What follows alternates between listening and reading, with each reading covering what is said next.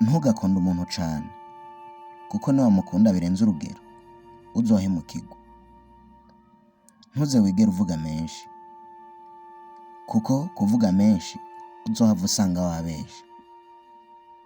Ntuze wigere urira birenze urugero kuko niwarira cane amaso yawe azoshobora kugira ingorane.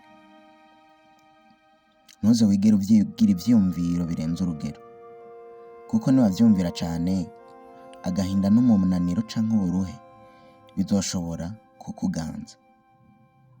Ntuze witeho abandi birenze urugero kuko mu nyuma bazotangura kugufata nk'utaca amatsi. Ntuze wizere abantu cane kuko niwabizera hazogera igihe bakubeshe banakwiyorobekeko. Ntugakore akazi birenze urugero kuko niwagakora cane kurenza urugero ubuzima bwawe buzoshobora kuhasigara. Rero ni ukuvuga ko ikintu cose ciza naho tugikore ku rugero kuko iyo kirengeje urugero gishobora kukubabaza. Kora ibintu ku burimbane kuko gukora ibintu ku rugero arivyo bituma ubaho neza mu buzima n'umutekano. Nimba ibimvuze arico bigufashije ntiwibagire kumfollowinga, ufyonde kuri jeme canke like, eka ndetse ubisangize n'abandi.